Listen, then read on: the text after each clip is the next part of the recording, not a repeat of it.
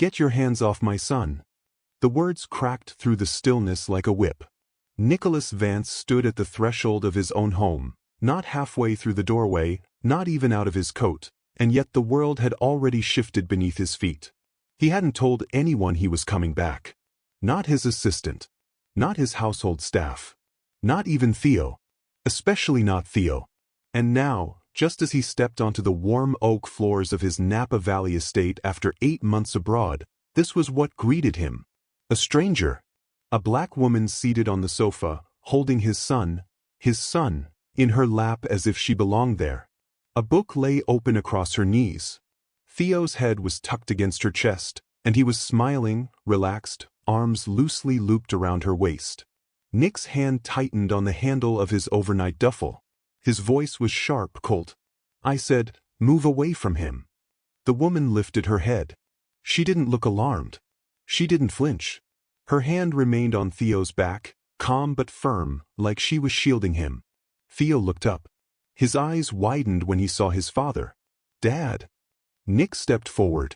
The soft creak of wood under his shoes was the only other sound in the room. "Someone explain.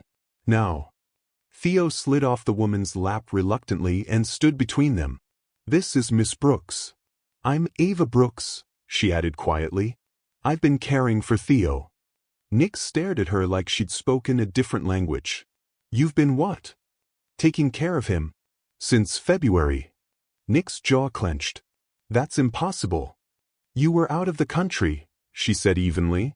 "Your estate manager hired me after the last nanny resigned." "I wasn't told. Not one word about someone moving into my house. Watching my son."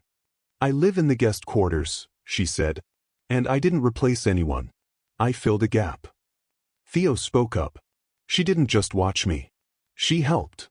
Nick turned to his son. "I left you with staff who were supposed to handle things." "They didn't stay," Theo said quietly. "They left." "She didn't." Nick turned back to Ava. "Where's Marvin?" "He left for medical leave 2 months ago," she answered. "He called you. He said you didn't pick up." "I was in Singapore. 12-hour time difference." "He emailed too." Nick said nothing. The room felt too warm, too still. His son, the only family he had left, had clearly grown attached to this woman. A woman who, until 30 seconds ago, he didn't even know existed. "I don't know you," he said tightly. "I didn't approve this." "No, Mr. Vance. You didn't." Something in her tone made him look at her differently, not aggressive, not submissive, just unwavering. Like she'd had this conversation in her head 100 times already. Nick's voice lowered. "And you thought it was appropriate to let him lie on you like that? In my living room?" Theo stepped forward, small fists clenched. "I was tired. We were reading." "You don't need to explain," Ava said softly, placing a hand on his shoulder. Nick took a breath and pointed toward the stairs. "Theo, go to your room. I need to speak with Miss Brooks. Alone." Theo hesitated. "Are you mad?" "I said go." The boy's eyes shimmered. He looked at Ava one last time before turning and walking up the stairs, shoulders slumped. The two adults stood in silence as the sound of Theo's door closing echoed faintly down the hall. Nick exhaled, ran a hand through his hair. "How long have you been living here?" 6 months. "In this house?" "With him." "Yes."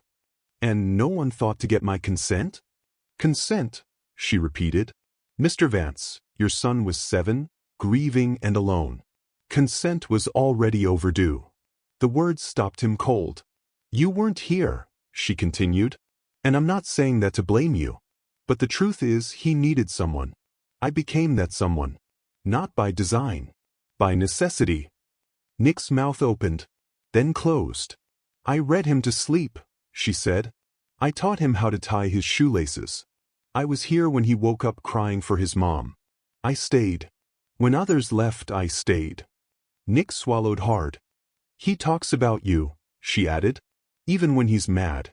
He loves you. But he's hurting. I came back for him." "Then show him that," Ava said. "But don't punish me for filling the void you left behind." Nick looked away. The coffee table still had the open book, the lion and the firefly. A sticky note stuck out from the page. It was written in shaky kid handwriting. Don't stop at the scary part. Theo.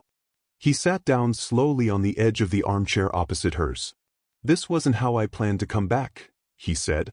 Ava remained standing. It rarely is. He looked up at her. For the first time, not just seeing the stranger, but the quiet weight she carried. And how easily, how naturally, she spoke about his son. He leaned forward. I want you out. But not tonight. I need to figure this out. She nodded. That's fair. He hesitated. Did he ever call you Mom? Her lips tightened faintly. No. But he once asked if he could. That broke something in his chest.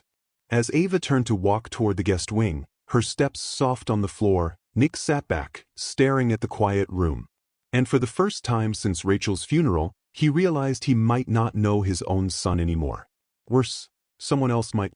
Nicholas stood at the top of the stairs, one hand gripping the banister, the other jammed in his pocket. The house felt unfamiliar. Despite the walls being the same soft cream, the same art pieces hanging where Rachel had placed them, something had shifted. It wasn't just Ava. It was Theo. He wasn't the same boy Nick had left behind. He wasn't crying every night. He wasn't withdrawing into silence. He wasn't begging to sleep in his parents' bed. He was laughing again. Smiling. Reaching for someone. Someone who wasn't him. Nick turned toward Theo's room. The door was cracked open. He knocked once, then pushed it open gently. Theo sat cross-legged on the bed, hugging a stuffed lion to his chest. He didn't look up. You're mad, Theo said, his voice barely above a whisper. Nick sighed. I'm confused. That's not the same. Nick walked in and sat on the edge of the bed. No, it's not. He studied his son, the slope of his shoulders, the way his fingers twisted the lion's ear. So many months lost. So much grief.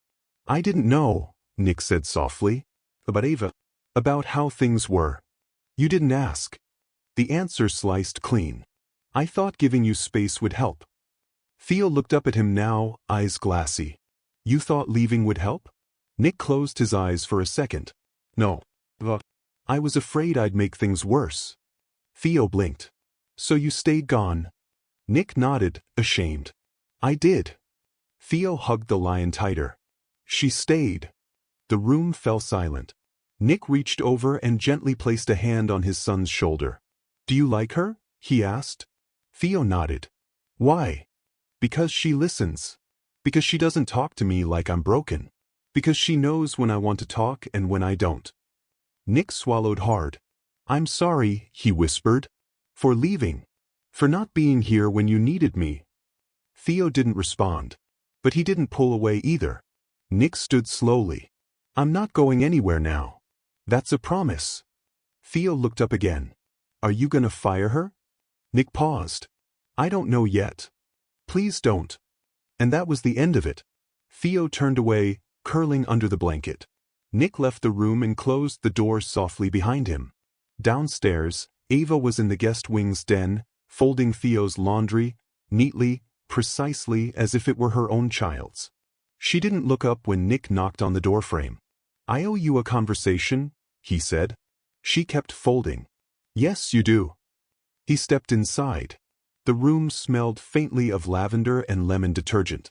There were books on the side table, some children's, some not. A photo of Theo holding up a finger-painted lion. His handwriting at the bottom, Miss Brooks says I'm brave. Nick sat across from her. You're not what I expected, he admitted. Ava raised a brow. Because I'm black? He didn't flinch. Because you're still here. That caught her off guard. He continued, voice low. 6 months. Theo is smiling again. Talking. Sleeping through the night. I left a boy who couldn't eat unless someone sat with him. And now, he laughs. Ava's voice softened. He's still grieving. I know. But I think you helped him believe it's okay to keep living. She looked away. He helped me too. Nick tilted his head. How so? I lost someone too, she said. A little cousin. 6 years old. It wasn't the same, but it broke me. I know what it feels like to drown in quiet. He nodded, absorbing her words. That wasn't on your resume.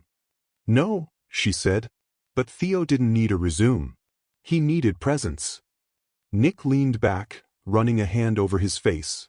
I walked in today and saw a stranger holding my son. It felt like someone had replaced me. No one can, Ava said gently. But you weren't here to be kept. He met her eyes. Would you stay? A little longer. I'll stay as long as Theo needs me, she replied. But that's not my call to make. Nick nodded slowly. And what about what you need? She asked. I need to earn my son's trust again, he said. And maybe yours too. Ava folded the last shirt and stood. I don't need your trust. Just your respect. Nick stood too. You have it. She looked at him then, truly looked. He wasn't just a billionaire or a grieving father. He was a man unraveling at the seams, trying to rethread himself back into his son's life. She nodded once. Then we'll take it one day at a time. The parking lot of Meadow Hill Elementary was nearly full when Nicholas Vance pulled in with Theo. It was the first time in nearly a year that Nick had stepped foot on campus, not since Rachel's funeral.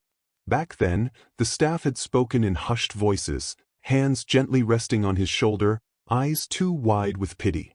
Now they watched him with a different kind of curiosity. He buttoned his tailored coat and looked down at Theo, who clutched his backpack straps tightly. You ready? Nick asked. Theo nodded but didn't smile. They walked in silence through the front doors, Nick's polished shoes tapping against the linoleum.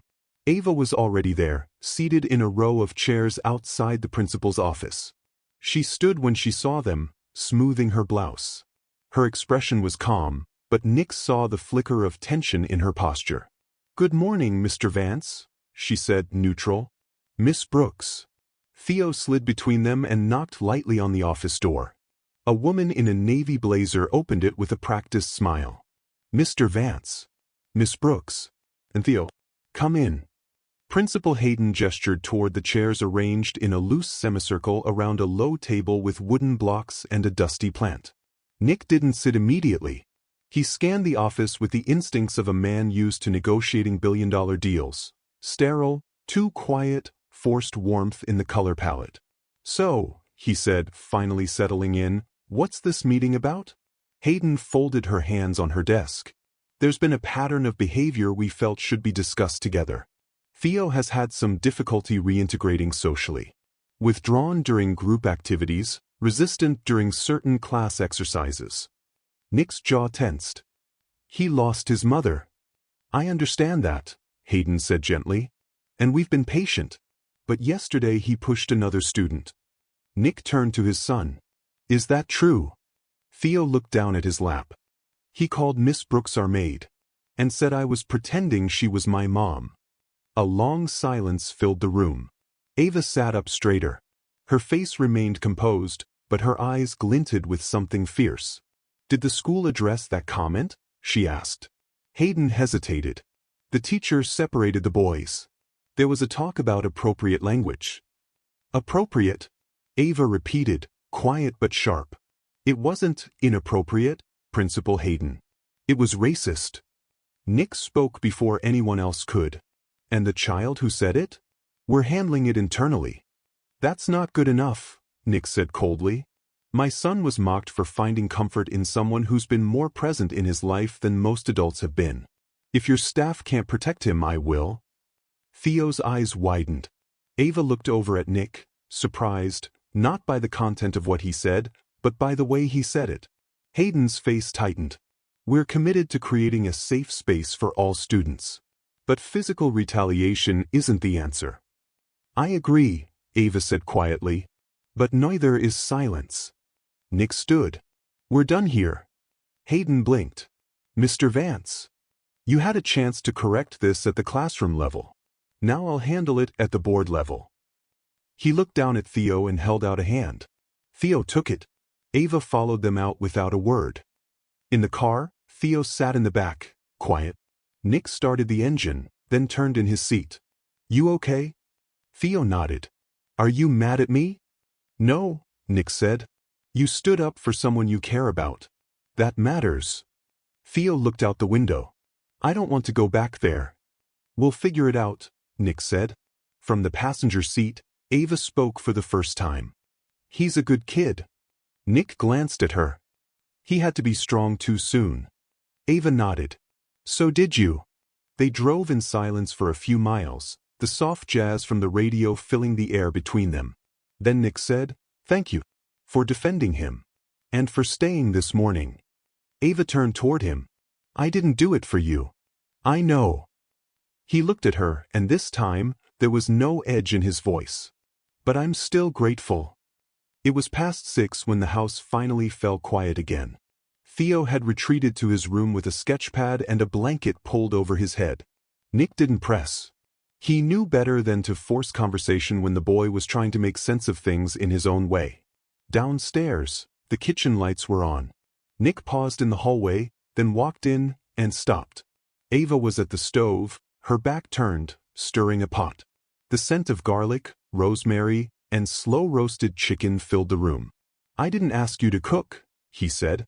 "I didn't ask permission," she replied without looking at him. "But you looked like you hadn't eaten." Nick stood there for a moment, unsure if he was more annoyed by her honesty or the fact that she was right. "I could have ordered in."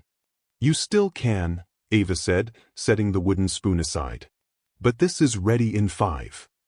He moved to the edge of the island, resting his hands on the cool marble. "You always this direct?" She finally turned. "You always this defensive?" They locked eyes. Then, unexpectedly, Nick let out a dry breath. Not quite a laugh, but something close. Ava reached for the bowls. "This isn't about proving anything," she said. "It's dinner. For Theo. For you if you want it." Nick looked around. The kitchen hadn't changed much since Rachel's touch. Clean lines, soft tones, everything in its place. But it felt different. Lived in. Like a home, not just a house. Ava set 2 places at the island and plated the food. She didn't wait for him to sit. Theo came downstairs a moment later, hair tousled, eyes still distant. He slid onto a stool next to his dad. "Thanks for standing up for me," he said quietly. Nick turned. "I'll always stand up for you." Theo nodded, then looked at Ava. "Is it okay if we read more after dinner?" "Of course," she said, her voice gentle. "But you're choosing the chapter this time." That made Theo smile a little. They ate in near silence, but not an uncomfortable one. Nick watched the rhythm between them, how Ava passed the salt without being asked, how Theo leaned slightly toward her when she spoke. It was subtle. It was instinctive. And it hit Nick harder than he expected. After dinner, Theo ran off to get the book.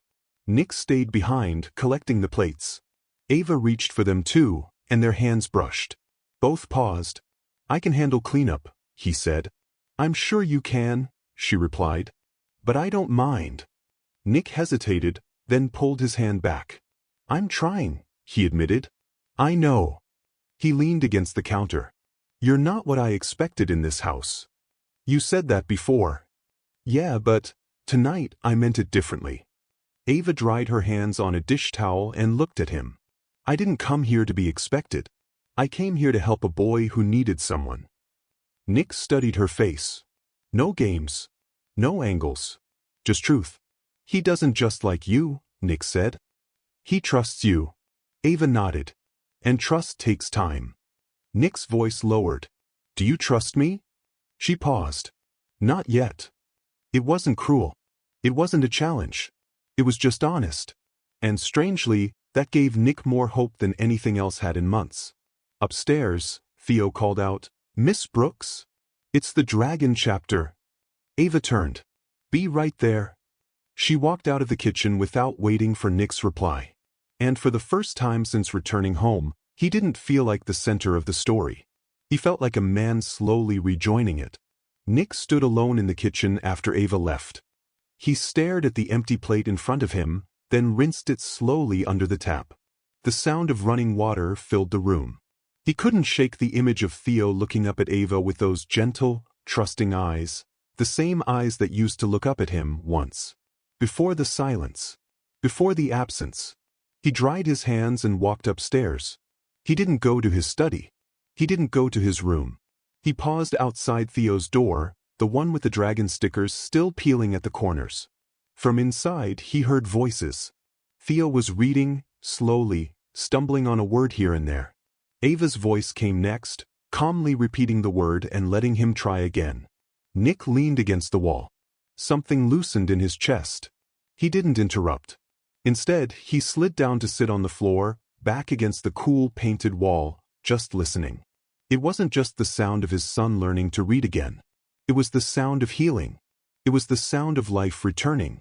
Downstairs, after Theo had drifted off to sleep and the lights were dimmed, Ava came back into the kitchen to fetch her book. She was surprised to see Nick still there, sitting at the dining table, a glass of water in front of him. "You're still up?" she asked softly. "I couldn't sleep." Ava nodded. "Me neither." She didn't move to leave. He gestured to the chair across from him.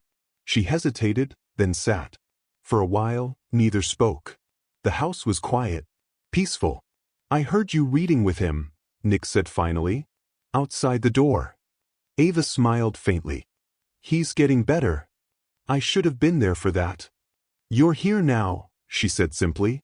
Nick met her eyes. "You don't let people off the hook easily, do you?" "I don't believe in easy redemption," she replied. "Especially when a child's heart is involved." He nodded slowly. "You'd make a good mother." Ava looked away. "I'm not trying to replace anyone." "I know. But that doesn't mean you haven't become something real to him." Ava stood, suddenly restless. This job was supposed to be temporary. Nick's gaze followed her. "I know. I didn't expect to care this much." "Me neither." She turned toward him. "So what do we do with that?" Nick stood too, the space between them tense but not hostile. "We keep showing up," he said. "That's what I should have done all along.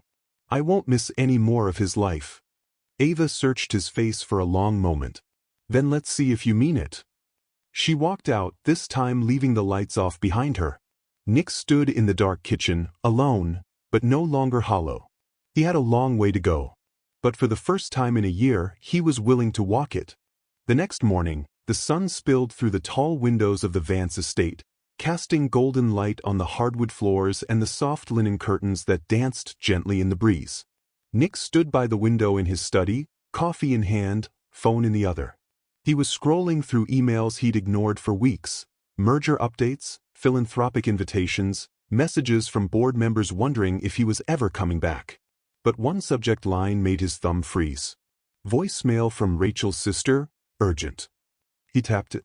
A recording played.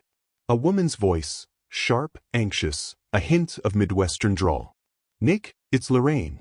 I know we haven't talked since the funeral, but I think we need to. It's about Theo and Ava Brooks. I have concerns. Call me back." The message ended. Nick lowered the phone. Ava's name echoed in his head like a dropped stone. He hadn't spoken to Rachel's sister in almost a year, by choice. Lorraine had always been judgmental, critical, the kind of person who measured people by pedigree and polish. And Ava, by her standards, would have failed on both counts. But something about the tone of that message clung to him. He took a slow breath and dialed. She picked up on the second ring. "I wasn't sure you'd call," Lorraine said flatly. "I'm calling," Nick replied. "What's this about?" The pause. Then, "I've been hearing things. A friend from Theo's school called me. Said there's been about Ava Brooks. That she's overstepping. That she's acting like she's more than just help." Nick's jaw tightened. Acting like how? Like she's his mother. Showing up at school meetings. Signing papers. Speaking for him. "She's the emergency contact," Nick said. "And she's been the one raising him while you were gone," Lorraine snapped. "Exactly. And that's my point, Nick. You left. She stepped in. But don't confuse that with authority." Nick's voice dropped. "You don't know her." "I don't need to," she said. "I know what people are saying. And frankly, I don't like the idea of my nephew being raised by someone with no ties to this family. Rachel trusted her. She worked for you. She protected him. She stayed when everyone else left." There was a pause. "Nick," Lorraine said, quieter now, "I'm just saying, be careful. People are watching. And if you ever need help getting full custody, I have full custody, he snapped. And I don't need your help. He hung up before she could respond. The silence in the room felt louder than before. Later that afternoon, Ava was in the garden trimming back the overgrown rosemary bush Theo had helped her plant in the spring. The boy was beside her, digging for worms and pretending to be a soil scientist. Nick approached quietly. He watched for a moment, Ava's hands careful with the shears, her knees dusty from kneeling in the dirt, Theo grinning as he held up a wriggling earthworm. She looked up and saw him. Her smile faded at his expression. "Can we talk?" he asked. She nodded and wiped her hands on a towel. Theo looked up. "Can I keep the worm?" "As long as it stays outside," Ava said. He ran off, mission accepted. Nick exhaled. "I got a call. From Rachel's sister." Ava's posture stiffened. "Let me guess. She's not thrilled I'm still here. She said people are talking. That you're overstepping." Ava's jaw set. "By doing what? Making sure he eats? Attending a meeting his father skipped for 6 months." "I'm not accusing you," Nick said quickly. "I'm just trying to understand what's going on." "I'll tell you what's going on," Ava said, voice tight. "A black woman is caring for a white child in a rich neighborhood, and it makes people uncomfortable when she doesn't know her place." Nick didn't flinch. "Because she was right. They don't see what I see," he said. "And they sure as hell don't see what Theo sees." Ava turned toward him, arms crossed. "So what are you going to do about it?" He met her gaze. "I'm going to speak at the next PDA meeting." She blinked. "What?" "I'm going to tell them the truth. That I was broken. That you held my son together when I couldn't. And that if anyone has a problem with that, they can take it up with me." Ava was silent. Not because she didn't believe him, but because for the first time, she did. Nick stepped closer. "Lorraine doesn't get to decide what's right for my son. I do." She nodded slowly. "Then do it." That night, Nick watched from the hallway again as Ava and Theo sat curled up on the couch, a blanket over their legs, the same fantasy novel open in their lap. He wasn't the man he'd been 6 months ago. And maybe, just maybe, this woman wasn't just a maid. She was something else entirely. Something he hadn't dared name yet. But he would. In time. The auditorium of Meadow Hill Elementary was too polished for the tension it carried that night. Rows of neatly arranged chairs. A table with pitchers of lemon water and paper cups. Banners overhead celebrating Diversity Week, though the irony wasn't lost on Nick Vance as he stepped through the door. The last time he'd been in this room was for a winter recital. Rachel had sat beside him, her hands warm in his. Now he stood alone. Until Ava arrived. She slipped in quietly, taking a seat near the back. He glanced at her and nodded. The room was packed, parents in designer coats, murmuring to one another, eyes flicking between Nick and Ava with barely concealed curiosity. Principal Hayden walked up to the microphone. "Thank you all for coming tonight. Before we begin with our usual agenda, Mr. Vance has asked to speak." She stepped aside. Nick walked up. The murmurings hushed. He took his place behind the mic, hands steady, gaze level. "My name is Nicholas Vance," he began. "Some of you know me. Some of you only know of me. My wife, Rachel, passed away last year. Since then it's been hard." A few people shifted uncomfortably. He continued. "For months, I wasn't around. Not really. I buried myself in work, travel, excuses. And in that silence, one person stepped up. Not because she had to, but because she chose to." He turned his head slightly, meeting Ava's eyes across the room. "She took care of my son when I couldn't. She walked him to school, helped him sleep through the night, held his hand at his mother's grave. And when he was mocked for loving her like family, not like staff, she stood by him." Gasps rippled through the room. Nick didn't blink. "I've heard the whispers. The comments. That Miss Brooks has overstepped. That a black woman in this neighborhood must know her place. Well, let me tell you something." His voice sharpened. "She knows her place. It's right next to my son, where she's been every single day while the rest of you judged her from behind closed doors." A stunned silence. He stepped back slightly from the mic. I'm not here for permission. I'm here to make something clear. You will treat Ava Brooks with respect. And if you can't do that, then the problem isn't her. It's you. He looked across the crowd, then walked back to his seat without waiting for applause. None came. Not yet. But something changed in the room. After the meeting, parents milled about, unsure what to say. A few approached Nick awkwardly, offering murmured words. She seems like a good woman. Didn't realize the full story. I'm sorry for what your family's gone through. But it was Ava they watched as she walked toward the exit. And it was Ava who paused when a blonde woman with pearl earrings stepped into her path. I didn't understand, the woman said softly. But I do now. Thank you for what you've done for Theo. Ava didn't smile. But she nodded. And kept walking. Outside, the air was crisp and cool. Nick caught up to her under the parking lot lights. You didn't have to stay, he said. I did, Ava replied. For him. And for me. They walked in silence toward her car. Then she stopped. What you did in there? That was brave. Nick shrugged. That was overdue. Ava looked up at him. They won't change overnight. I'm not asking them to, he said. But I won't let them tear you down while pretending they're protecting my son. Her voice dropped. Do you mean that? He nodded. Every word. She held his gaze for a long moment. Then got into her car without another word. But the engine didn't start right away. And as Nick walked away, he didn't look back. Because for the first time, he knew she was watching him go. Nick didn't go home right away. He lingered outside the school, pacing the sidewalk beneath flickering lamps as cars pulled out of the lot one by one. Each step settled the fire in his chest. The truth was out now. But truth didn't erase tension, or fear, or guilt. He pulled out his phone and checked the school's parent forum. Predictably, a thread had already started. PTA meeting tonight. Thoughts? First comment. Did anyone else find Mr. Vance's speech a little aggressive? Second. Frankly, I'm more concerned that a non-relative is making school decisions for his child. She's been with that boy since Rachel died. If anything, we owe her thanks. Nick read silently as replies stacked up, some critical, some awkwardly supportive, many unsure. And then, one from a woman named Jennifer Masters, a single mom from room 2C. I don't know Mr. Vance personally, but my son told me Theo smiled again for the first time in weeks, after Ava helped him find his lost backpack. That matters. Nick exhaled.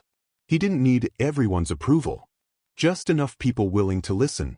Back at the estate, the house was dark. Nick walked in and found the living room dimly lit, a small lamp casting a soft glow over the couch where Ava sat curled with a book, not reading, just holding it. She looked up. He stepped inside and closed the door. How was it after I left? She asked. They posted about it online. She raised an eyebrow. And? Some are mad. Others are pretending they're not. A few are actually grateful. Ava tilted her head. That last part surprises me. Me too. He sat down across from her, leaning forward. I don't care what they think. But I care what you think. She looked at him carefully. For a long time, she said, I felt invisible in rooms like that. You weren't invisible tonight. I know, she said. Because of you. A silence passed. This one was gentle. She stood and stretched. Well, I've got an early start tomorrow. Theo wants pancakes. Nick stood too. I'll help. She paused, surprised. Then smiled.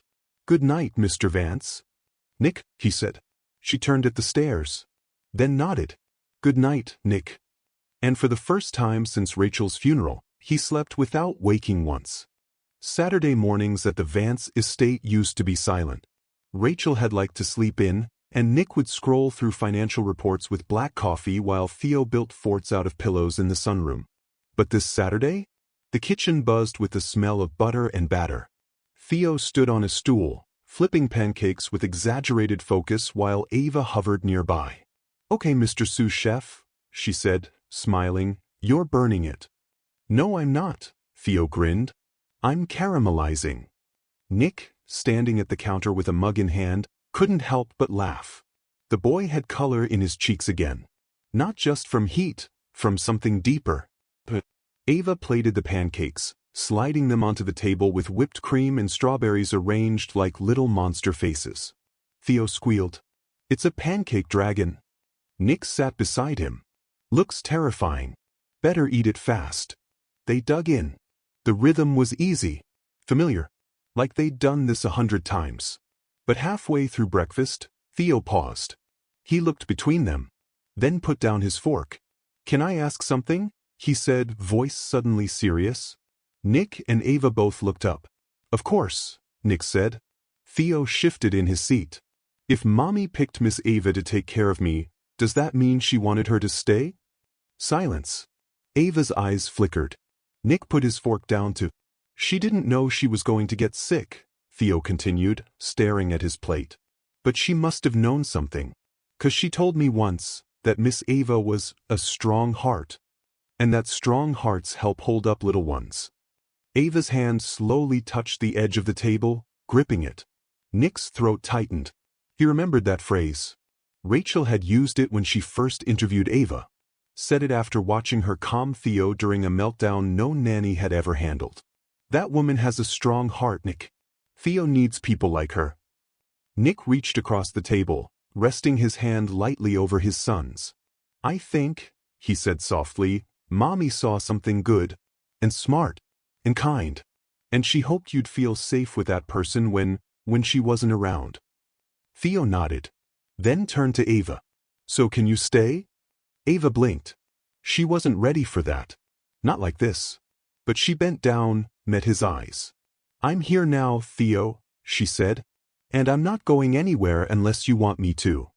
His bottom lip wobbled. He threw his arms around her. Nick watched them, the warmth, the weight of it, and realized it was the first time in months Theo had initiated a hug. He looked away, eyes stinging. Later that afternoon, Nick found Ava in the laundry room folding towels. She didn't look up when he spoke. "You handled that better than I could have." "He needed to say it," she replied. "I've seen it building in him all week." Nick leaned against the doorway. "Rachel called you a strong heart," he said. "I didn't remember it until this morning." Ava paused. "She said that?" He nodded. Ava exhaled. "She made me promise something," she said. Nick straightened. "What?" She said, "Don't let him disappear." I thought she meant Theo at first, but now I'm not sure. He looked at her, startled. "She meant me?" "I think so." The room went still. He stepped inside, slowly. "You didn't let him disappear," he said. Ava folded one last towel, then turned. "And you?" Nick met her eyes. "I'm trying," he said. Then, after a beat, "Don't give up on me yet."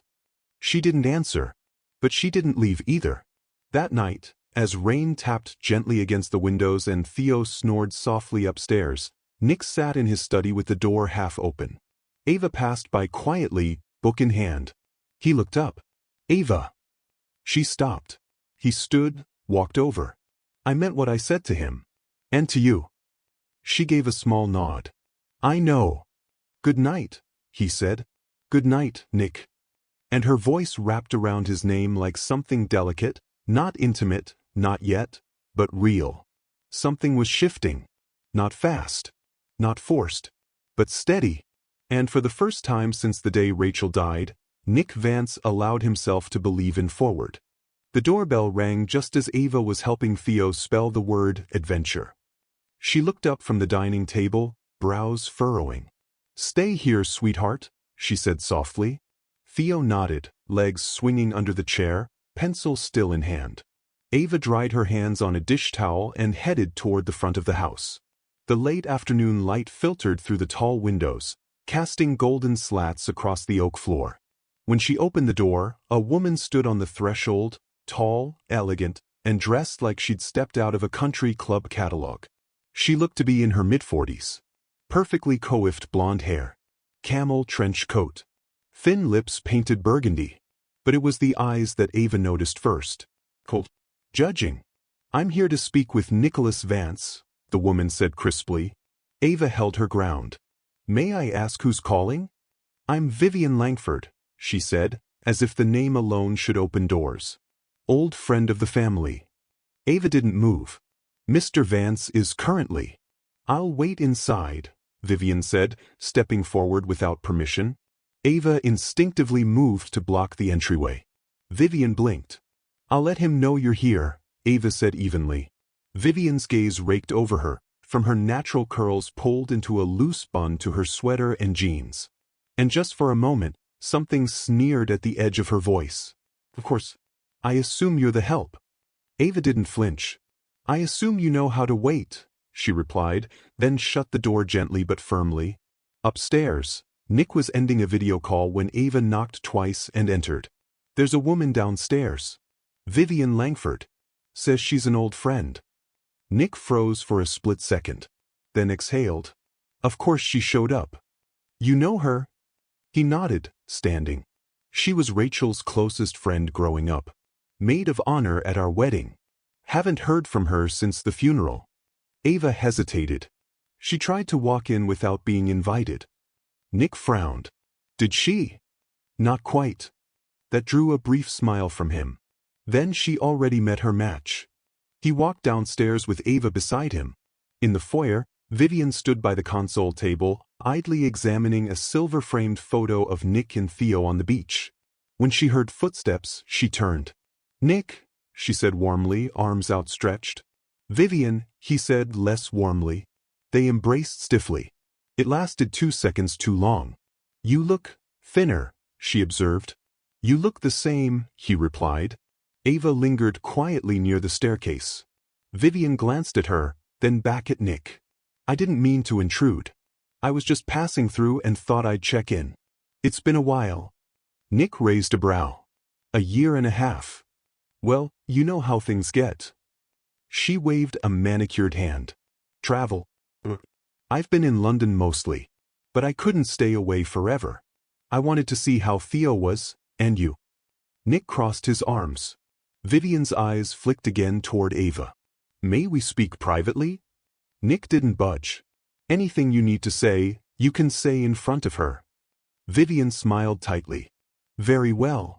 She took a step closer. Nick, I say this with all the love I have for Rachel's memory, but people are talking. Are they? Just about your household arrangements. Nick's jaw tightened. Vivian pressed on. It's not appropriate. For a child. Or your name. I mean, a live-in maid. She's not just a maid, Nick said, voice firm. She's not family, Vivian replied. Nick took a breath. Actually, she's the only reason Theo smiles again. Vivian faltered for a moment. He continued, you weren't here when he stopped speaking. You weren't here when he had nightmares every night. You weren't here when I nearly lost him and myself. Vivian tried to interrupt. I don't owe you explanations, he cut in. But I'll give you this one. Ava is staying. Period. Vivian's lips thinned. I expected more sense from you, she said. Nick nodded. And I expected more compassion from you. The room was silent. Then Ava spoke. I'll go check on Theo, she said softly. Nick met her eyes and nodded. Thank you. Vivian watched her ascend the stairs. She's going to make things complicated, she muttered. Nick looked at her squarely. She already fixed what your silence broke. Vivian stared at him, then left without another word. That night, after dinner, Ava stood by the patio door, looking out at the lights of the garden. Nick walked in with 2 mugs of tea. She showed up with an opinion, Ava said, not turning. She always does, Nick said. But it doesn't matter. Ava looked at him. You stood up for me. He shrugged. It wasn't hard. It was just overdue. Ava's eyes softened. She won't be the last, she warned. I know. And you're okay with that? He nodded slowly. Because you're worth it. The words hung in the air between them. Undeniable. And for the first time, Ava didn't retreat. She stood her ground. Right where she belonged. The storm rolled in overnight. By morning, the sky above the Vance estate was a wash of gray, and the wind rattled the window panes like impatient fingers. Ava stood in the hallway, watching the rain blur the garden. Something in her chest felt off. like the air was too still inside the house. She turned when she heard a soft knock. Theo stood there, pale and sluggish, arms wrapped around himself. "Sweetheart," she said, kneeling, "you okay?" "My head hurts," he whispered. "And I'm cold." She pressed a hand to his forehead, burning. Her heart dropped. "Come here," she said gently, scooping him up despite his age and size. He didn't protest. That scared her even more. She carried him to his bed, tucked him under layers of blankets, and checked his temperature with the digital thermometer. 103.4 degrees Fahrenheit. Too high. Way too high. She grabbed her phone and dialed. Nick was driving back from a site visit, rain hammering the windshield, when the call came in. He answered on speaker. "Ava." "It's Theo," she said. "He's burning up. 103.4. Nick gripped the wheel tighter. "I'm 20 minutes away. I've given him meds. He's resting now, but I think we should call the pediatrician." "Already did," Ava said. "They can squeeze us in at noon if we can get him there." "I'm turning around now."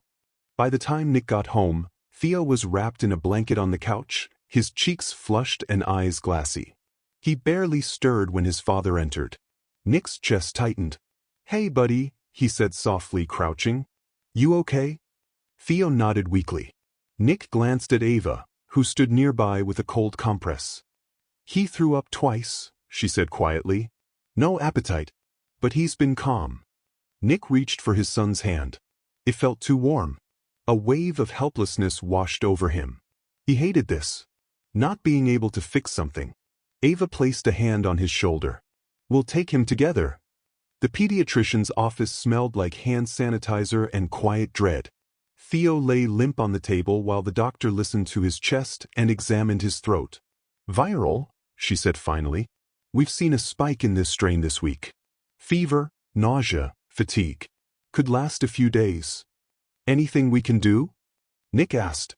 "Hydration. Fever management. He's stable, but if the fever goes above 104 or he becomes unresponsive, go to the ER immediately." Nick nodded grimly. Ava stroked Theo's hair as the doctor left. "He was brave," she whispered. Nick nodded. "He gets it from you." Ava smiled faintly, but her eyes stayed on the boy. Back at the house, Ava set up a station on the living room couch with extra blankets, a cool mist humidifier, and a small bowl of ice chips. Nick stayed close, helping Theo sip water and spoon applesauce into his mouth. By late evening, the fever hovered at 102.1. Still high, but better. Nick leaned against the wall, watching Ava adjust a pillow behind Theo's neck. She was so calm, so steady. He marveled at her, not just for what she did, but how she did it. No panic. Just love, wrapped in competence. He didn't realize he was staring until she turned. "What?" He shook his head. "Nothing. Just, you make things easier." Ava raised a brow. "This is easy?" Nick chuckled. "No. But you being here is." Their eyes held for a moment too long. Then Theo whimpered in his sleep, and the moment passed. That night, they kept watch in shifts. Nick napped on the chair beside the couch, Ava curled on the other end with a thermometer in hand. At 2:14 a.m., Theo stirred. "Daddy." Nick snapped awake. "I'm here. My tummy hurts." Ava helped him sit up while Nick rushed to get the bucket. Afterward, Theo leaned into Ava's chest, breathing heavily. She whispered a lullaby, soft and slow. Nick watched, heart full and aching. By dawn, the fever had broken. Ava touched Theo's forehead and let out a breath she didn't realize she'd been holding. "Cool," she whispered. Nick sat up from the chair, groggy. "Is he?" "Better," she said, smiling. Theo stirred and blinked. "Did I miss pancakes?" They both laughed, tears of relief stinging their eyes. Nick leaned forward. "You scared us, buddy." Theo blinked. "Did Mommy watch me from the sky?" Ava and Nick froze. Then Nick nodded. "She always is." Theo smiled faintly. Then she saw Miss Ava too. He rolled over and went back to sleep. Nick looked at her. So did Rachel, he thought. And for the first time, he wasn't afraid of that. It was Saturday morning and the house felt different. Theo was back to his energetic self, building towers out of cereal boxes in the kitchen, singing off-key while Ava helped pack his school things for Monday. Nick stood in the dining room, a large envelope in his hand. He watched Ava from across the room, quietly, until she turned and noticed him. "You busy?" he asked.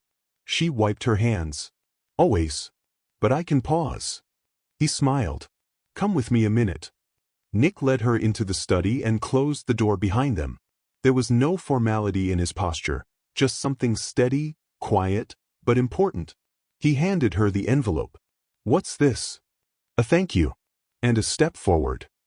Ava opened it slowly, revealing a stack of documents. She flipped through them. A contract. Her name. A new title. Family Care Advisor and Education Liaison. Salary. Increased. Benefits. Extended. Language. Respectful, empowering, clear. She didn't say anything. Just read. Line after line. Nick stood a few feet away, arms crossed. "You've done more for this household than anyone. You've earned the right to have a say. And not as staff. As family." Ava set the papers down. "I didn't expect this." "I did," he replied. "Nick, I'm not asking for anything beyond what you already give every day. I just want it to mean something. Officially." She glanced back at the contract. "This changes things." Nick nodded. "It should.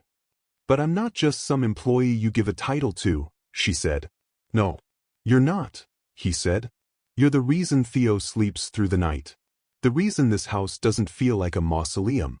You've changed our lives." She crossed her arms. "Can I think about it?" "Take all the time you need," he said. That afternoon, she sat on the back patio watching Theo play with a toy rocket. He ran up to her out of breath. "Dad told me." "Told you what?" "About the new job. Are you gonna say yes?" Ava raised an eyebrow. "What do you think?" He leaned in and whispered, "I think you're already in charge of everything, so this just makes it official." She laughed. "You think so, huh?" He nodded. "It means you get to pick my bedtime. And maybe cancel it." "Nice try." That evening, after Theo had gone to bed, Ava returned to the study. Nick was there, reviewing notes on his laptop. She held out the signed contract. "You sure?" he asked. "I am." He stood, took the papers, and didn't say anything for a moment. Then, "Thank you." She nodded once. "I'll speak to the school about updating their contacts," he added. "And I'd like you to join me at the next board meeting. If you're comfortable." "I'm fine with that." He studied her face. "I want them to understand that you're not temporary. That you represent something permanent in this family." Her gaze held his for a second longer than she intended. "I'll be ready." The next morning was like any other. Cereal on the table, shoes scattered in the hallway, Theo yelling that he couldn't find his backpack even though it was on his back. But something was different. Ava moved through the house with quiet authority. Not just a caretaker now. Not just the woman who fixed what was broken. She was something more. And everyone knew it. As Nick grabbed his keys and opened the front door, he looked at Ava. "You ready?" She looked down at Theo, hair a mess, shoelaces untied, and then back at Nick. "Let's go." And for the first time, when they stepped out into the world together, it didn't feel borrowed. It felt right. That night, after the house had gone quiet and Theo was asleep, Ava stepped out onto the back patio. Nick was already there, sitting in one of the wooden chairs, nursing a cup of tea. The sky was clear. Crickets chirped faintly in the hedges. Ava took the chair beside him. For a few moments, neither spoke. Then Nick said, "When I hired you, I didn't expect any of this." Ava gave a small laugh. "Neither did I." He glanced sideways at her. "You've made this place feel like a home again. Not just for Theo, for me too." She said nothing, but her expression softened. "I wanted to ask," he continued, "now that things are official, would you be comfortable helping with school choices next year?" Ava nodded. "Yes. But I'll still make him do his homework." Nick smiled. "I'm counting on that." They sat in silence a moment more. "I know this is a change," he added. "A shift in roles. In boundaries." I know, she said. But it feels clear. I'm not confused. He looked at her carefully. Good. Ava leaned forward, elbows on knees. If I'm going to be in a permanent role, I want to do it right. Not just be a name on paper. You already are doing it right, he said simply. You've done more for Theo in 5 months than I managed in 5 years. She turned her head slightly, unsure how to respond. Nick took a breath. I'd like you to attend the next parent-teacher conference with me. As his guardian. That word hung in the air. She glanced up. I'd like that. Nick nodded. It settled then. As they sat beneath the stars, with nothing fancy around them, just the creak of the old patio chair and the faint scent of night-blooming jasmine, Ava felt something new. She wasn't visiting someone else's life anymore. She was building her own. Right here. It was Thursday morning when it happened. Theo had forgotten his lunchbox, again. Ava realized it 10 minutes after drop-off and decided to bring it to school before his field trip bus left. She tucked the box under her arm, pulled on her jacket, and grabbed the spare keys to Nick's SUV. The school was only 15 minutes away. Or so she thought. The moment she rolled to a stop at the front security gate of Maple Glen Academy, the problem started. The same security guard, tall, white, bald with mirrored sunglasses, stepped out of the booth. Ava lowered the window. Hi, I'm just here to drop this off for Theo Vance. He left his lunch. The guard didn't move. Name? He asked, not looking at the box, just her. Ava Monroe. I'm on the contact list. You can check. You don't have a parent pass, he interrupted. I'm Mr. Vance's authorized guardian and staff. I've brought Theo to school dozens of times. The man gave a tight-lipped smile that didn't reach his eyes. I haven't seen you before. And we don't let just anyone in without proper ID. She blinked, confused. You've seen me. 2 weeks ago. And last month when Theo had strep and I picked him up early. He crossed his arms. Step out of the vehicle, ma'am. Her face tightened. Excuse me? You heard me. Step out of the vehicle. She hesitated.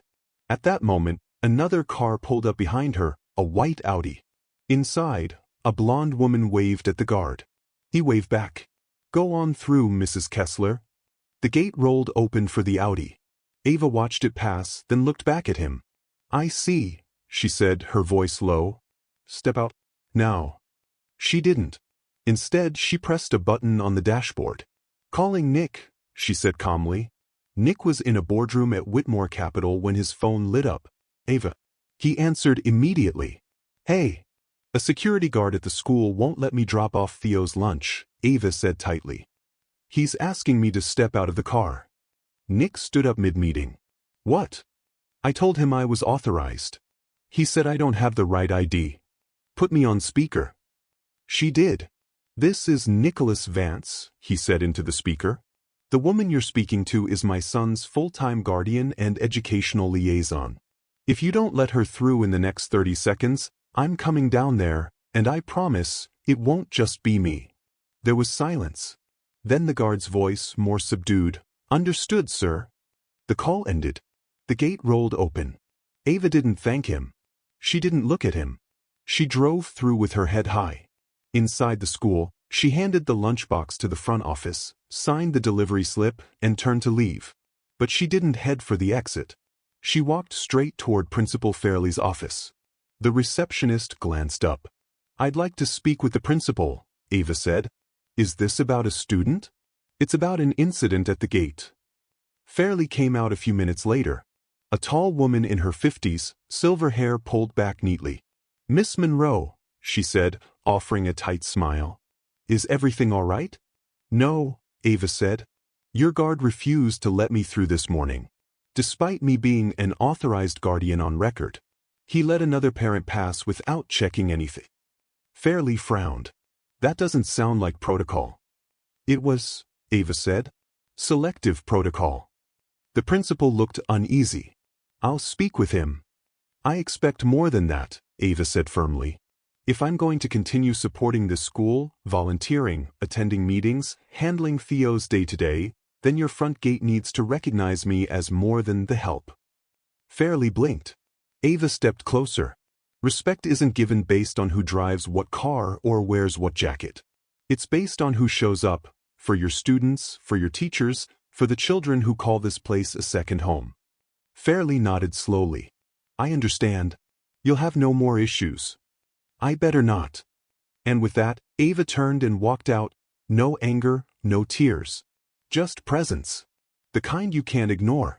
Back at the house, Nick was pacing in the foyer when she returned. He didn't ask. She handed him her coat and sat down. I handled it. He set the coat aside. I'm sorry. I'm not, she said. Not anymore. He looked at her. What happened this morning? It reminded me of all the places I've been where my presence was tolerated but never accepted. Nick sat beside her. That ends now, he said. She nodded. And next week, when we go to the school board, I'm not going as your assistant. I'm going as Theo's guardian. Nick didn't argue. Because deep down, he knew. She already was. Tuesday morning, 9:28 a.m. The boardroom at Maple Glen Academy was already half full when Ava and Nick stepped through the doors. Theo had been dropped off early, backpack slung over one shoulder, oblivious to the shift happening behind the scenes. Ava wore a navy blazer, dark slacks, and her natural curls pulled back into a clean knot. Professional. Unshakable. The board members barely glanced up at first. Nick moved with ease, greeting faces he knew. But Ava?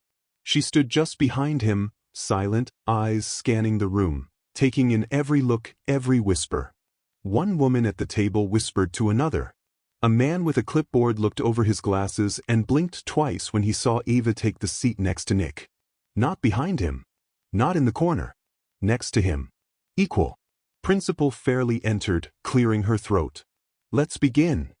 The meeting started as usual. Enrollment reports, fundraising updates, a review of the new STEM wing renovation. Ava sat still, hands folded on the table, listening. Then the agenda item appeared. Parent-Guardian Committee appointments, voting and discussion. Fairley addressed the room. This year we've had an increased presence from the Vance household. Mr. Vance's son, Theo, has shown great academic progress and social development. Much of that is due to the dedicated efforts of Miss Ava Monroe. Some board members exchanged glances. One man raised his hand. Pardon me, but isn't Miss Monroe the staff? The pause. Nick didn't flinch. Ava beat him to it. I was hired as a caretaker, she said calmly. I've since been appointed family care advisor and educational liaison for Theo Vance. I'm legally authorized on all documents, and I'm here as his guardian. Another woman frowned. That's unusual. Ava nodded. It shouldn't be. But it is. She leaned forward, voice clear. You've seen me at this school for 6 months. Field trips. Pickups. Parent workshops. I've spent more time in these halls than most of you. I know the lunch lady by name. I've sat with children who didn't want to go home. And I've made sure Theo never walked into this building scared or alone. Silence. Nick watched the room. I'm not here for a title, Ava said. I'm here because I show up, and showing up should count. Fairley cleared her throat. There was a motion to add Miss Monroe as a voting member of the Parent-Guardian Advisory Committee. Are there any objections? The same man raised his hand again. Forgive me, but what precedent does this set? Nick finally spoke. It sets a precedent for recognizing those who actually raise the children we claim to care about, he said. If this room is only for those with last names and large donations, then maybe we're not running a school. We're running a country club. The room stilled. No one responded. Fairley looked around. All in favor? One by one, hands went up. Even the man with the clipboard. Slowly. Reluctantly. The motion passed. Ava had a seat. Not as an exception. As a voice. Outside, after the meeting, Ava and Nick walked to the car in silence. Until Nick stopped by the passenger door. You didn't flinch once, he said. I've flinched too many times in my life, she replied. This time, I decided not to.